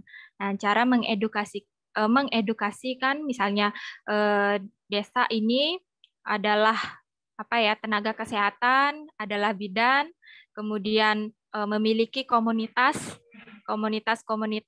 kemudian itu bisa disampaikan ya di dalam komunitas, buatlah jejaring kalau misalnya ini adalah bidan, bisa membuat komunitas ya, jejaring media sosial, itu dari media sosial pun bisa ya melakukan informasi. Biasanya dari mulut ke mulut itu lebih cepat diterima. Misalnya dengan menginformasikan di daerah, kalau tidak bisa dengan jejaring sosial, misalnya dengan media, baik melalui chat, WA group, ataupun dengan media sosial yang dimiliki, ya itu bisa juga dengan cara langsung, yaitu dengan misalnya berbicara pada ibu hamil lain, melakukan penyuluhan ya. Kalau misalnya bidan kan memang diwajibkan ya, mahasiswa pun diwajibkan untuk bisa melakukan penyuluhan kepada masyarakat, penyuluhan secara mandiri itu bisa dilakukan dengan memberikan informasi-informasi. Dan untuk memberikan informasi saya harapkan mencari sumber ilmiahnya. Jadi supaya tidak dibilang asbun, ya asal bunyi. Jadi carilah jurnal-jurnal terkait hal itu. Ya saya untuk nanas sendiri itu memang ada zat bromelain kalau nggak salah namanya ya. Nanti bisa dicari bromelain itu memang zat yang berbahaya, tetapi jumlahnya sangat kecil, sangat kecil. Kalau dikonsumsi pada ibu hamil, nanas mungkin kalau dikonsumsi sampai 2 sampai 3 buah itu udah begah ya rasanya, pastinya asam lambung meningkat ya, tidak mungkin dikonsumsi sebanyak itu. Ya, jadi zat ini memang berbahaya, tetapi itu jumlahnya sangat kecil. Kalau misalnya ibu hamil mengkonsumsi sampai 3 buah nanas, itu saya rasa tidak mungkin sampai mengkonsumsi sebanyak itu. Itu bisa saja menyebabkan masalah. Ya, diawali dengan asam lambung meningkat, kemudian reaksi alergi, kemudian nyeri ulu hati. Tetapi jika dikonsumsinya sedikit, justru efek positifnya itu lebih banyak akan didapat karena kaya akan sumber vitamin C seperti itu. Jadi cara menginformasikannya ke masyarakat seperti itu, dan saya harap menginformasikannya menggunakan sumber ilmiah, ya, evidence based. Jadi harus berdasarkan bukti-bukti ilmiah. Kemudian bagaimana kondisi sosial ekonominya yang rendah untuk memberikan edukasi atau nutrisi mungkin ya Bu Anjar ya, melengkapi asupan nutrisi. Jadi nutrisi itu yang baik tidak hanya dari misalnya dia harus beli daging gitu, tidak harus seperti itu, tetapi menggunakan pengganti seperti tahu, tempe, ikan laut. Itu kan kalau di Bali, apalagi di Singaraja ya, ikan laut itu murah dan mudah didapat. Itu ya, bisa diganti dengan itu, bisa diganti dengan tahu, tempe, seperti itu ya, untuk kondisi ini. Gitu. Tidak harus beli daging ayam atau mungkin daging-daging lainnya. Jadi bisa menggunakan protein nabati. Protein nabati sudah cukup ya untuk ini. Telur juga bisa ya. Jadi jangan takut mengkonsumsi telur ya. Takut nanti jangan percaya sama mitos ya kalau telur nanti akan menyebabkan bisulan atau apa gitu ya. Padahal telur itu bagus dan murah. Saya rasa seperti itu Bu Anjar. Iya, baik. Terima kasih Bu Ari ya, sangat-sangat jelas ya. Lagi penjelasan dari Bu Ari terkait edukasi apa atau bagaimana cara memberikan edukasi terkait nutrisi yang baik, bagaimana caranya mengesampingkan mitos-mitos yang terjadi di masyarakat dengan adik-adik atau dengan kita membawa data atau dari hasil penelitian. Jadi sangat kuat edukasi yang diberikan. Selanjutnya, wah, tambah banyak ini Bu Ari. Pertanyaan yang masuk, saya sebentar. Oke, baik. Ini dari Dwi Supreni. Pada slide yang ditampilkan, ibu hamil yang positif COVID-19 tidak diberikan FE. Apa alasannya, Bu? Apakah ada pengaruh nanti terhadap ibu dan bayi? Nah, ini pertanyaan yang bagus juga ya. Sangat bagus ya. Iya, iya, betul, sangat bagus. Silakan Ibu Ari ditanggapi. Ya, terima kasih untuk Dwi Supreni ya. Jadi untuk tablet FE pada ibu hamil yang terkonfirmasi positif itu tidak diberikan ya menurut Kemenkes RI 2020 karena diketahui dapat memperburuk komplikasi yang disebabkan akibat COVID-19. Jadi bisa gejala-gejalanya bisa lebih parah karena di sana berdasarkan jurnalnya sendiri ada disregulasi dari jadi tablet FE yang dikonsumsi itu mengalami disregulasi. Seharusnya kan dia mengalami regulasi yang baik gitu ya untuk peningkatan hemoglobin, tetapi ini mengalami disregulasi sebaliknya, berefek negatif artinya. Jadi dia berefek negatif dan crash dengan imun gitu ya. Jadi menyebabkan kondisi ibu hamil ini akan lebih berat dengan mengkonsumsi tablet FE yang ibu hamil yang positif ya, positif COVID. Kalau yang nggak positif ya diharuskan seperti itu. Dan juga menyebabkan selain disregulasi tadi, otomatis efek FE yang seharusnya positif akhirnya menjadi negatif, bermasalah untuk tubuh dari ibu hamil tersebut dan menyebabkan antiinflamasi dari COVID-19.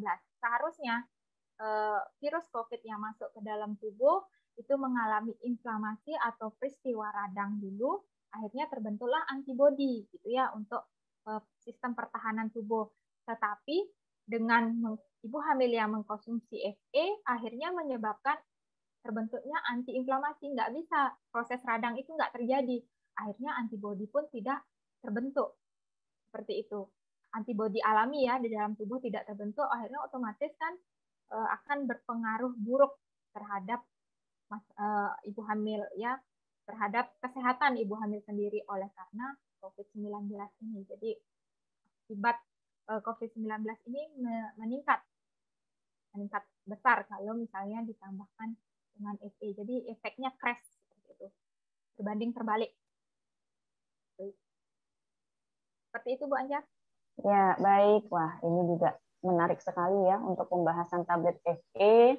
di mana sudah dicanangkan oleh Kemenkes ya Bu Ari bahwa Ya, ibu yang sudah terkonfirmasi COVID itu tidak dianjurkan atau tidak diberikan tablet FE karena seperti yang dijelaskan Bu Ari tadi ya, tablet FE dengan proses kerja daripada pembentukan bodi atau pembentukan antibodi yang ada pada tubuh ibu hamil itu kontra ya atau saling berlawanan. Jadi memang sebaiknya tidak diberikan. Selanjutnya dari pertanyaan Pinta Prabayani. Oke. Seberapa besar efek daripada COVID-19 apabila ibu tidak mengetahui bahwa dirinya hamil? Oh, jadi ada ibu hamil yang belum tahu bahwa dirinya itu hamil, padahal terkonfirmasi COVID-19 begitu, dan kemudian melakukan vaksinasi. Nah, apakah ada efeknya, Bu? Mungkin segera dijelaskan. Terima kasih. Ya. Ini efek vaksinnya ya, maksudnya? Ya, efek vaksinnya ini. Ya, jadi sudah saya katakan tadi ya, jelas ya untuk efek samping atau efek dari vaksinnya itu tidak ditemukan. Jadi ada namanya antibodi tertentu, tadi ada di slide ya, sensitif, di mana antibodi tersebut menyebabkan pertumbuhan terhambat pada janin itu tidak ditemukan. Ya, sekali lagi tidak ditemukan dari hasil penelitian yang dapat menghambat janin. Jadi tidak ada masalah ya ibu hamil yang vaksin kemudian tidak mengetahui dirinya hamil kemudian vaksin itu tidak ada masalah ke janinnya. Sehingga di Inggris pun gitu ya. Jadi ibu hamil tetap diberikan vaksin walaupun dia baru mengetahui dirinya hamil, kemudian dia sudah vaksin sebelumnya, itu bahkan dilanjutkan untuk vaksin kedua sesuai jadwal. Jadi tidak ada masalah, tidak ditemukan adanya masalah. Mungkin di Indonesia itu masih istilahnya masih hati-hati, sangat hati-hati sekali, takutnya nanti jika dikaitkan dengan kejadian ikutan pasca imunisasi itu ya Bu Anjar ya, efek samping yang terjadi, takutnya kita kan orang Indonesia kadang was-was ya, ini karena vaksin, oh mungkin anak saya lahir gini karena vaksin. Seperti itu. Padahal dari beberapa penelitian yang dilakukan di luar negeri, kemudian dilakukan juga ada beberapa di Indonesia, itu tidak ada masalah seperti itu untuk vaksin. Jadi ibu hamil itu jangan takut untuk vaksin ya, tidak ada efek buruknya, justru efek positifnya ada. Jadi menyebabkan membantu bayi itu memiliki imunitas ya, membentuk imunitas. Jadi dengan vaksin itu selain membentuk pertahanan tubuh dari ibu hamilnya sendiri, tetapi juga membantu bayinya tersebut untuk membentuk imunitas alami tubuhnya. Jadi ketika lahir dia sudah memiliki kekebalan alami dari ibunya dan juga dari hasil vaksin yang diberikan ke ibunya tersebut. Jadi ada efek positif yang banyak.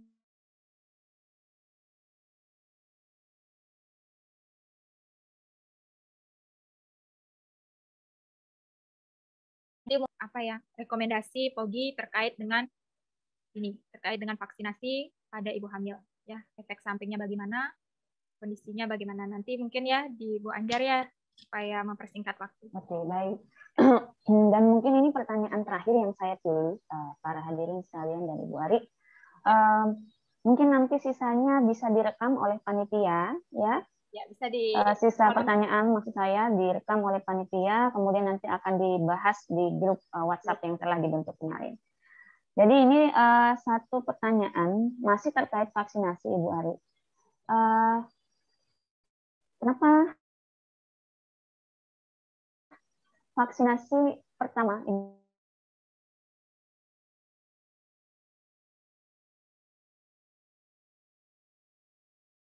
post-test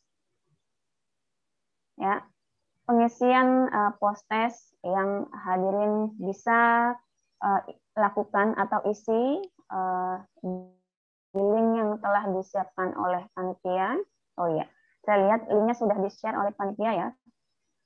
Silakan adik-adik sekalian, adik-adik alumni, Dan para bidan sejawat silahkan untuk mengisi post-testnya.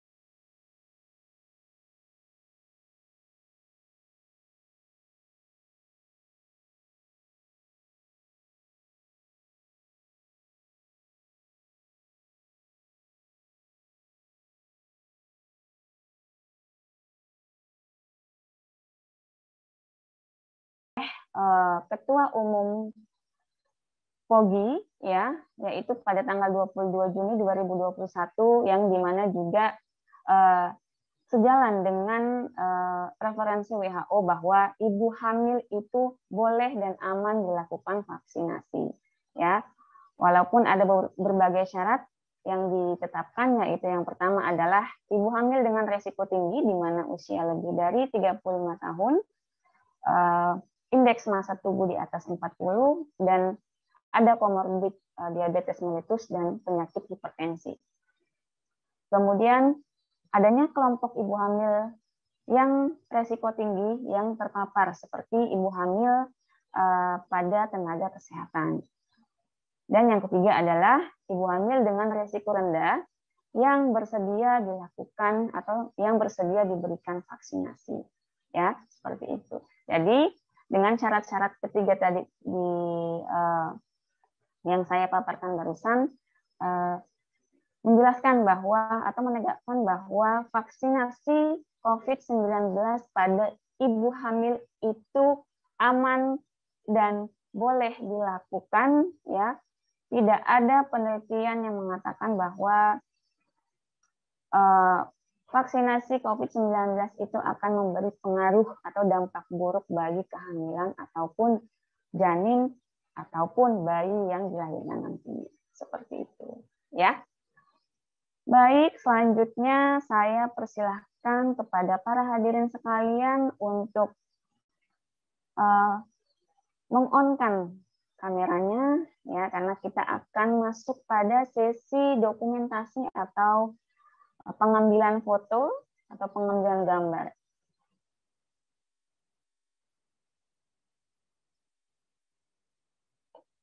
Ya, silahkan para hadirin sekalian men-on-kan kameranya, dan panitia pengambil gambar silahkan bersiap-siap. Ya, saya hitung sampai hitungan ketiga ya para hadirin sekalian, gambar diambil. 1, 2, 3. Baik, senyumnya kurang lebar para hadirin ya. Berikan senyuman yang paling manis. Saya hitung sampai ketiga, gambar diambil. 1, 2, 3. Oke, terima kasih. Ya, berakhirnya sosialisasi daring terkait materi kehamilan sehat saat pandemi COVID-19 ini berakhir ya. Maka saya akan tutup pertemuan kita pada hari ini. Sebelumnya saya ucapkan sekali lagi rasa terima kasih yang sebesar-besarnya kepada para partisipan ya, para adik-adik mahasiswa sekalian ya, para alumni serta para rekan bidan sejawat serta ibu hamil ataupun calon ibu hamil yang turut serta berpartisipasi pada kegiatan pagi hari ini. Dan tak lupa pula saya ucapkan terima kasih kepada ibu narasumber kita, ya, Ibu Luh Ari-Arini SSTM Biomed yang telah memberikan pencerahan ya ilmu kepada kita semua terkait bagaimana caranya menghadapi ya kehamilan yang sehat saat pandemi COVID-19 seperti ini. Ya, dan terakhir saya ucapkan terima kasih kepada panitia ya yang telah menyelenggarakan acara ini sehingga dapat berjalan dengan baik. Ya, seperti itu. Terima kasih sekali lagi kepada semua pihak, kepada Ibu Ari sekali lagi ya, Bu Ari. Terima kasih Bu Anjar, pada seluruh panitia dan pada peserta yang telah bersedia ya sampai selesai untuk mengikuti. Semoga apa yang saya sampaikan tadi bisa bermanfaat ya, bisa menjadi tambahan informasi untuk kita semua. Terima kasih. Baik, terima kasih juga Bu Anjar. Bu Ari, sama-sama. Salam sama Surabaya. Ya. Baik, para hadirin sekalian, saya tutup pertemuan kita pada hari ini. Semoga ilmu yang kita dapatkan itu tidak berhenti sampai di sini ya. Kita bisa aplikasikan paling tidak kalau tidak hamil ya, seperti itu. Kita bisa mengedukasi ibu-ibu hamil ataupun calon ibu hamil yang ada di sekitar kita. Saya tutup sosialisasi daring pada hari ini. Terima kasih atas waktunya. Wassalamualaikum warahmatullahi wabarakatuh. Om Santi, Santi, Santi Om. Dan selamat siang. Selamat siang semua.